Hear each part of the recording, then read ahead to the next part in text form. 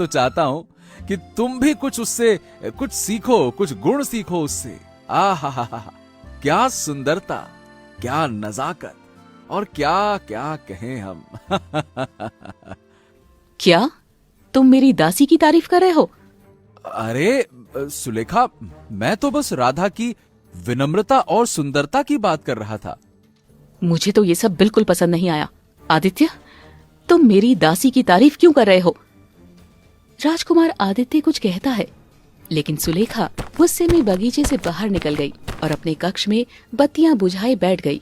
उसका मन राधा के प्रति जलन से भरा हुआ था। आदित्य सुलेखा के पीछे पीछे वहां तक आ पहुंचा। सुलेखा राजकुमार आदित्य की ओर देखकर बोली, आदित्य, मुझे राधा को महल से बाहर निकाल देना चाहिए। क्या तुम सच में ऐसा चाहती हो? उसके माता पिता बहुत गरीब हैं और वो यहाँ हमारी मदद से रह रही है। तुम तो हमेशा उसका ही पक्ष लेते हो। कहीं तुम उससे ज्यादा लगाव तो नहीं रखते हो? सुलेखा, तुम ऐसी बातें क्यों कर रही हो? राधा मेरे लिए सिर्फ एक मददगार है और कुछ नहीं है। इस तरह की बातें तुम्हारे लिए सोचना भी बेकार है। तुम ऐसा क्यों सोचती हो? मगर सुलेखा के मन में शक का कीड़ा बैठ चुका था। वो सोच रही थी कि कहीं राजकुमार आदित्य राधा से तो नहीं प्रभावित हो गया।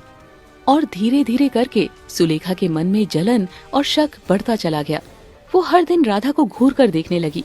वो अब उसकी हर बात पर ध्यान देती। वो सोचती है कि कहीं राजकुमार आदित्य राधा से प्यार तो नहीं करने लगा। अगर वो राधा से ज्यादा प्रभावित हो गया तो? अगर वो मुझे छोड़कर उसे ही पसंद करने लगे? सुलेखा की जलन और संदेह की भावना उसे अंदर ही अंदर खाने लगी। वहीं सुलेखा के दिल में राधा के लिए जलन और नफरत इस कदर बढ़ गई थी कि वो उसे हर पल ताने देती और अपमानित करने लगी। एक दिन सुलेखा कक्ष में बैठी हुई थी, तभी राधा हाथ में पानी का जग लेकर कक्ष में आ गई। राजकुमारी, पानी पीजिए। पानी लाने की तुम्हें क्या जरूरत थी राधा? क्या तुम्हें काम करने के अलावा और कुछ दिखता नहीं है? मैं जानती हूँ राजकुमारी, लेकिन आपको पानी की आवश्यकता थी, इसीलिए लाई हूँ। पानी की आवश्यकता थी? तुम क्या समझती हो मैं तुम्हारे किसी काम की मोहताज हूँ? सुलेखा उठकर राधा की ओर बढ़ती है। तुम जब से मेरे महल में आई हो तब से मेरी जिंदगी में केवल परेशानी ही बढ़ी है। मैं हमेशा आपकी सेवा करने के लिए हूँ राजकुमारी। सेवा? तुम्हारी सेवा ने मुझे हमेशा परेशानी दी है। तुम्हारी जैसी दासी तो किसी काम की नहीं होती। क्या तुम जानती हो, तुम्हारे जैसे लोग अपनी जिंदगी बर्बाद कर लेते हैं, लेकिन फिर भी